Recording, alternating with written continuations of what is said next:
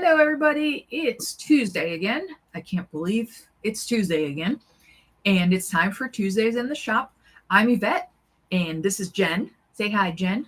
Hi, Jen. And we are Gotham Quilts. And this week we are coming to you live to talk a little bit about something I got wrong last week. So, the topic for tonight is partial seams as opposed to Y seams. And the reason we're doing this live is because I wrote the description for Jen's pattern, Jen's rotation pattern. It's the one with all those flying geese shapes that go around. And I wrote that it was Y seams and sent an email out and like posted on social media that it's Y seams. And Jen sends me a text. It's not Y seams, it's partial seams. And I'm like, what's the difference between those two things? So I'm the master of actually. So so that's why we're doing this video, because if I don't remember the difference between those things, and I was like about to argue with her that those are the same thing, and then I knew better because she actually does piece better than I do. So that's why this is the video this week, is because I screwed up. So Jen, what the heck is a partial seam? all right. So I'm going to show you some Y seams and some partial seams. So I did a different block tonight instead of the flying geese one, because that's got some triangle angles in it and can be confusing to see. So this is a partial seam block. As you can see, there's no clear way to see where this goes. How do you put it together? You know, there's no seam in a straight line going all the way across the whole block. I'm going to show you how to do that. The difference between that and a Y seam, this is our string fling block of the month. This block is a Y seam, and there's two of these in this quilt. It's heavy and huge, and I'll try to show you the middle one too. But these are diamonds, and these are squares and triangles that form the whole block. Here, I'll flip to the middle, actually. That's a better illustration. It's just bigger. Okay. This is... I should have thought this one out better. You can tell this is live. So this is an 8-pointed star. And these blocks are diamonds, and they're put together so that you have to have this this is why it's called a Y seam, because you have to stitch here and get that in there just right, or else it makes kind of a ruffle, or it doesn't form a little right angle. So you're saying the right angle where the background is touching the foreground in that block. Yep. That's the Y seam on that corner. This is the Y. So there's a seam coming up here and splitting out there and splitting out there. Okay. And it does it on this part too. So here and here. Yes. If you rotated that like a little bit to the left, it would look like a Y. Yeah. Right? There you go. It's just so huge. It's easier to show on the little ones, but I forgot that the background is a little bit obstructional. Make it harder to see. Okay. So I'm going to set that aside. So a partial seam, very easy. One of my favorite things, and I love quilting tricks that make me feel like a magician. So I'm going to take you through how this block goes together. So this is a 3.5-inch square in the middle. So you start with your 3.5-inch square and a 3.5 by 6.5-inch rectangle. And then you stitch partially down the seam. You leave it unstitched here. See this pink line? I drew on it so we could see. And then you have this open. When you do that, are you back stitching? I don't back stitch. I'm lazy. Okay. You're going to come by later and finish that seam, so you don't need to. You can if you must. Hang on. I have to bribe my co-conspirator here. Maybe that's why she barks, is because you give her a treat when she barks. Yes, because if I don't give her a treat, she continues to bark too. She's the master. Who trained here? I'm trained. You know I'm a lemming. The dog figured it out too. All right. So you take your blocks here for your next piece. You take your next 3.5 by 6.5-inch square, and you stitch along the seam here, and you get, ta-da, just like Food Network. And that one you stitched all the way across. Stitch all the way across. Only one partial seam in the block. It makes it really easy. So you just keep going around. So you add your next piece here, which I think is supposed to, it doesn't matter.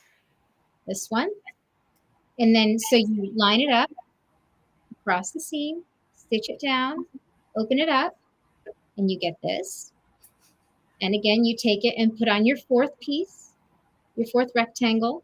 Or whatever your pattern has. Yeah, whatever your pattern is. And then you stitch it here. Okay. And it opens up.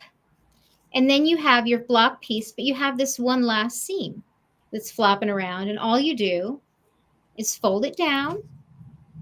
And finish that seam. And then finish the seam. And then you end up with this beautiful block, which when you point out to people that, you know, there's no seam that goes all the way across, it's confusing. It feels like magic. I love them. They're one of my favorite units. And the other one I do has flying geese in it, but this one, it's really easy. And if you ever want to make this kind of block, it's a really easy math. You're going to look at your finished sizes of your squares. So the middle is a square. This is a 3-inch. So I cut 3.5-inch square.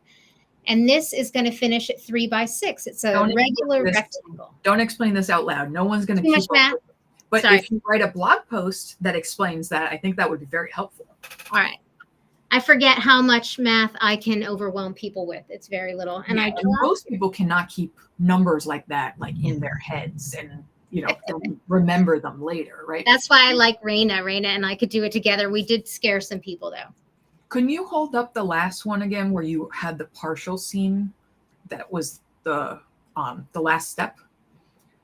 Okay, so this one was at the beginning, just that little bit. Yep. Yeah, so this is where you originally stitched, right? Oh, it's going to look a little weird because it's the way you press it. So this is the original stitches here. I did not mark on this one. I marked on the other one. So Jeez, sorry. Surprise. Okay. So this is the original stitch line here, and you can see that it goes about halfway down the center block. Yeah. And then you just want to put it under your machine and stitch. I usually start from where I ended and then just finish the seam. Okay. So the main difference I'm understanding between a Y seam and a partial seam is that on a partial seam, you're going straight. And on a Y seam, you have to like make a right turn. Right. On a partial seam, you sew it part way and then you finish the other part way. Very easy. On a Y seam, you make a Y. So the center of the string fling has this unit, and it's actually in that one, it's string pieced. This is just the same shape. So these are the 2 diamonds, and this is the corner block. So you stitch your 2 diamonds together, just normal, all the way across the seam allowance. And there's many, many ways to do Y seams. If you take 3 classes, you will get 3 different techniques. But you can do that. And then you have your background square. And it's kind of important on this one to mark. The only thing you need to mark, what are my marks, is this point right here. But I find it helpful to just kind of draw the line across the whole thing. But this point where these 2 1/4-inch lines intersect, that's really important. And what you're going to do is take it and align it to that point. Right. Align it to that point, and using a pin, you're going to make sure that that little point that you marked comes through exactly on the 1/4-inch line of the seam allowance. So you can see that Y seams not as friendly and easy to do as partial seams. Just because you have to mark, it's already way harder, right? Like on the other one, you just did a half thing and then kept going. Yeah. Right. The other one is very fudgeable. You can make things, fix things with, when you get to diamonds and squares joining together, you need to be precise. Yeah. So that's why when you said rotation had Y seams, I was like, oh no, don't tell people that. Yeah, exactly.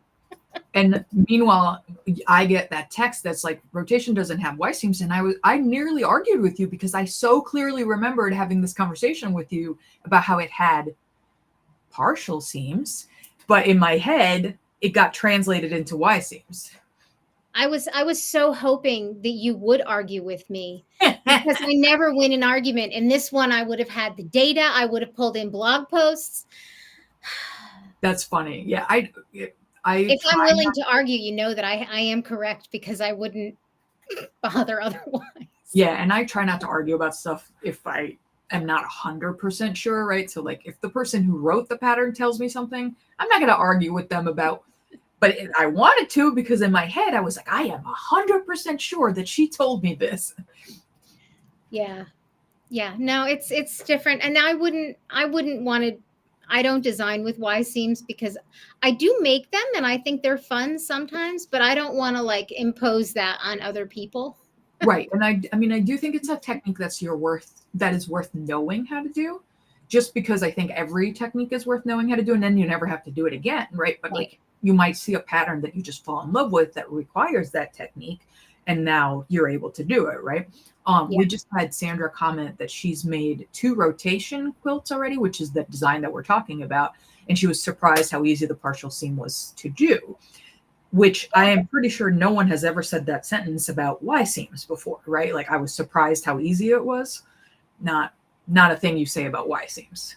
I think I've taken at least 2 classes that I can remember, and maybe more, where it was all about Y seams, and I come out of there feeling like I got put through a meat grinder. And I'm a skilled quilter. I can do it, but I don't like to. Like, yeah. So, and by the way, Andrea's at home watching this, and this is her comment. So she was, all 3 of us were in a call where what I explained earlier today literally happened in a meeting, and both me and Jen are like going back and forth, and Andrea's just on the side laughing. So yeah. I have lamented greatly that I didn't get to win an argument. So I'm very disappointed. Well, you were still right and I was wrong. Does that help? Yeah, usually I'm wrong on pretty much anything that because I often just talk out of my butt. But with quilting stuff, I'm usually don't mess around. Question: since you used string fling to demonstrate the Y seams, does that mean we're going to have videos as part of string fling on how to do Y seams? Yes. As part of string fling, there are absolutely going to be videos for everything. Maybe too many videos, but everybody likes videos. So I like making them. It's good practice for me. But yes, we are absolutely going to have videos and talk about that. The other thing that I like about string fling, the middle block you do have to get right. Although I will say that my diamonds, there was quite a bit of cupping involved. I'll talk about how to use spray starch and quilting and make that cupping go away. Yep. But these flowers, this is the Y seam. This is one of the parts, like where these diamonds come together, is kind of tough to get perfect. There are applique leaves over there. Right on top of it. They're beautiful, and they cover up a multitude of sins. So I really I did appreciate that. I wish there were some more leaves like over here or something. Yeah. But yeah, maybe we could put yo-yos there. So for anyone who hasn't seen the new block of the month that we just announced, it's called String Fling. And that sample, Jen is going to do a video reveal of the whole thing now that she's got it quilted and bound and everything. But it is a skill builder program, right? Because there's so many different techniques that are included, and we're doing videos to help you do the whatever steps. So there's applique, there's foundation paper piecing, there's Y seams. Are there any partial seams? No. Okay. So when I say there's Y seams, I will be correct in this one. Yes. Absolutely. So if you haven't seen the block of the month yet, if you don't know what we're talking about, you can scan this QR code.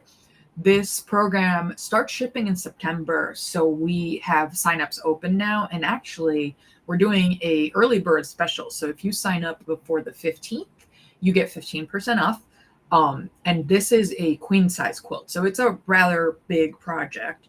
So 15% off is like a good discount.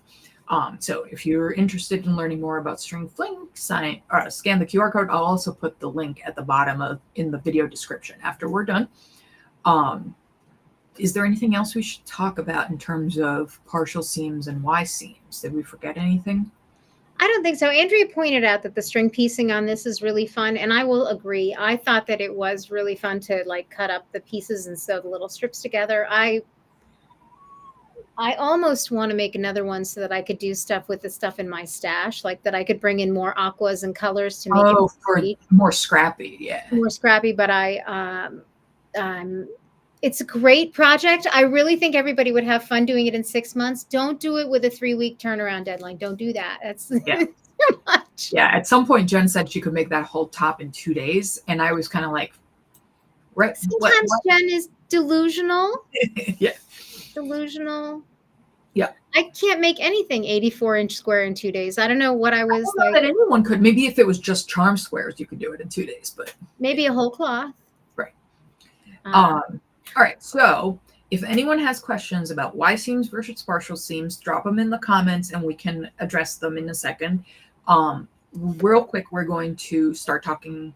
Well, maybe not talk for too long, but tomorrow is the first Wednesday of the month, which means it's Thread Talks night.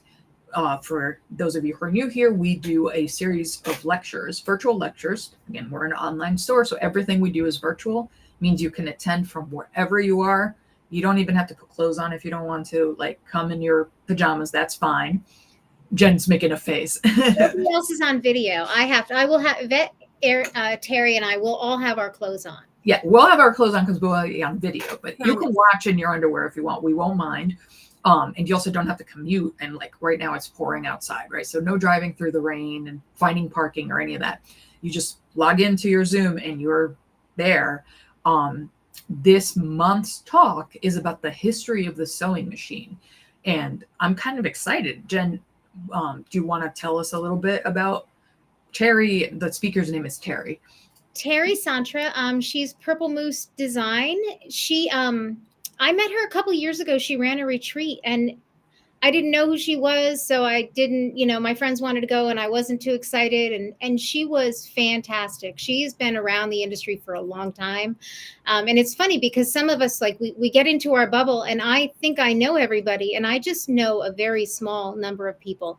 Terry's really great, really helpful. But this it's kind of hard to learn about the history of this stuff because when you start doing any kind of searching, like you just get people complaining about their sewing machines. So I really want to know. And I have a featherweight and I have some old machines and I used to want to collect them. I have a hand crank. So I'm really excited to machine now too. Oh yeah, I do have that, but that's new. But like I have a hand crank one. I actually quilted when I lived in Florida and all the, we used to have power go out during hurricanes. I have a hand crank machine that I sewed a whole quilt top on during a power outage. What? Really? Because it cannot be stopped. We should get you a treadle machine. That would be so much easier. I wanted a treadle, but I didn't have the space. And but the hand crank is really fun. And the other thing about the hand crank is I wanted it to teach my kids. And you can go this fast. And if you hit your finger with a needle, you're going to stop. Right. You're not going to have your feet going a mile a minute. That's fair. Yeah. So that makes sense. Of course, the kids that does require a lot of coordination to. Yeah, I mean, I'm not sure I could do that, right? Like crank with one hand and feed with, like, yeah, I'm not. Wow, we should make you do it. I'll get it out. Yeah, it's like what's that thing where it's like, yeah, like I can't do that either. But anyway, so the talk tomorrow, all the thread talks are always at 8 p.m. and they last about an hour. Some speakers go a little longer. We tend to do Q&A at the end. The talk tomorrow is about the history of the sewing machine, and Terry makes this talk be fun, right? She's fun. The Tale of Intrigue and Espionage is the subtitle to her talk, which I don't know that I would ever think about espionage when I think about sewing machines. So I'm excited to learn what she has in store for us. She wrote, "Not your ordinary history lesson. We will look at the more humorous and salacious bits of the past that brought our beloved machines to us today." And sewing machines is an interesting technical, invention and thing that you use every day. Well, we use every day, most of us, right? But like the basic concept of the sewing machine has not changed since it was originally invented, right? We get new computerized things and like bells and whistles added to it, but the basic concept of a sewing machine with the bobbin and the thread and the, that was invented in whatever year that was, and no one's found a better way to do it, right? Which is pretty impressive if you think about like that. It was the high tech thing of its era. Like it was the thing. And it was unlike today. Like when the new Bernina comes out with a laser, that's fun, awesome. But like back then, it was the difference between you had to hand stitch your huge freaking dress with petticoats, or you could maybe finish one in a day. Like, big deal. Yeah.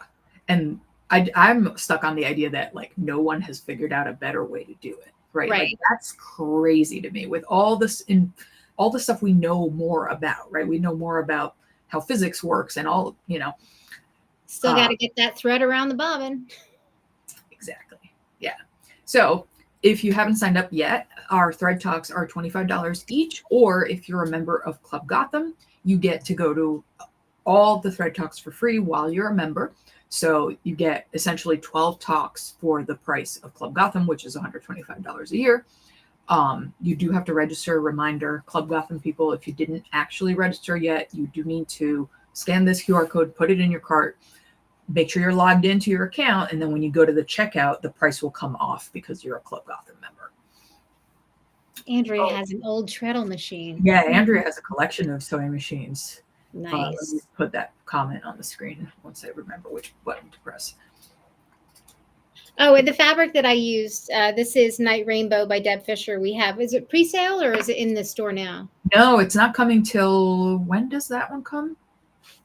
Do I remember? Okay, hold on. It's supposed to be August. Oh, really? Mm-hmm. That was why we had a lot of help last week. Yeah. But it's only barely August, so. Andrea, is your treadle machine at home in your house? I don't think I've seen it, which is why I'm asking that question. They're usually in the corner with stuff on them, like a TV. Yeah. Oh, Amanda's saying she likes Night Rainbow. Yeah, that collection's pretty. It looks so much better sewn up too. Like the digital mock-up of it is a little bit blah, but it looks so much better in the actual samples. Yeah, they're fun in person. What did I do? I have some of them. I was embroidering faces on these things. Oh, on those dots? That's a cute. Yeah. I don't know. I was fooling around. Unlike every other day. All right. Did we have anything? Oh, a little bit of housekeeping. We've received Deco Frost and Tabby Road, and we've started shipping. So if you've pre-ordered either of those, you're going to start seeing shipment notifications coming through your email. And hooray, we got new fabric. We will be showing. We sold all the Tabby Road that we ordered in pre-orders. So we will not be putting Tabby Road up to buy individual yardage of. So just keep that in mind, everybody. When we do pre-orders, sometimes we're going to sell out of the collection in pre-orders.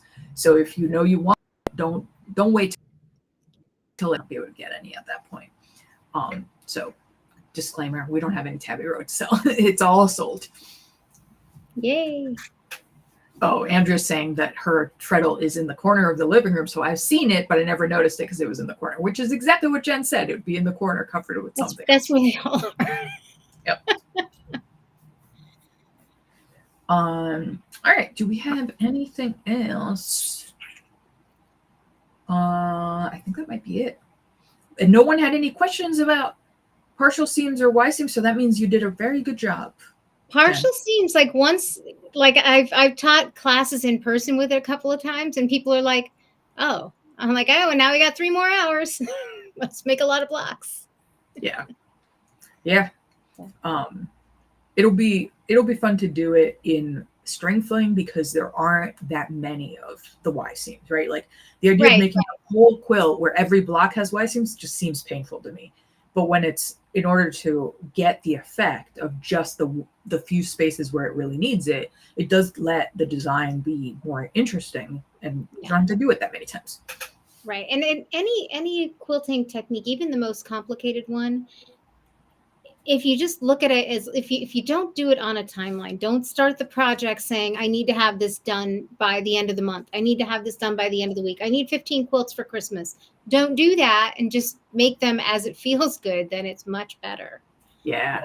Especially when anytime you're learning anything new, we as adults, we're so uncomfortable not knowing how to do something. So we tend to just like rush through and try to get past that discomfort of learning, but that's normal. You're learning something new. It's supposed to feel weird. It's supposed to feel like you're not so sure of yourself.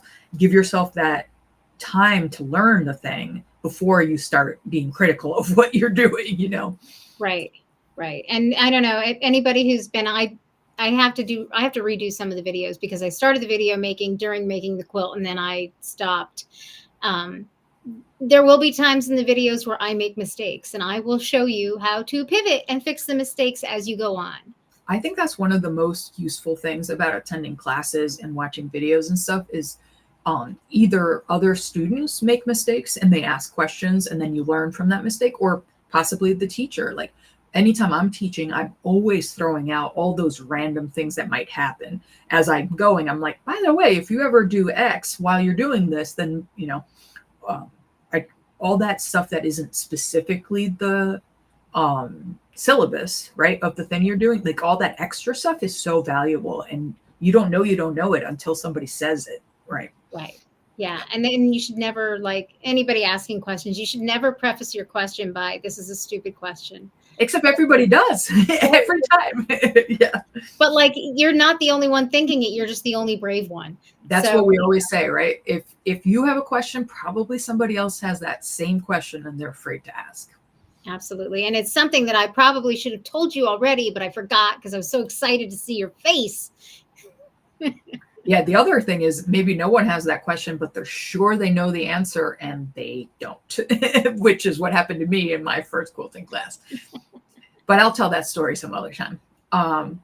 Thank you for joining us, and we will be back next week. I'm pretty sure we're announcing something new next week, or we might do Deco Frost actually, because we need to probably do it live to show off Deco Frost because it's so pretty. And we have so many new fabrics. All right, so don't hold me to it. We're either doing something new that we're announcing, or we're doing Deco Frost, or possibly a third thing that I haven't thought about yet. Right, and we'll decide on Monday, like usual. So. Yeah, or like an hour before I send the email.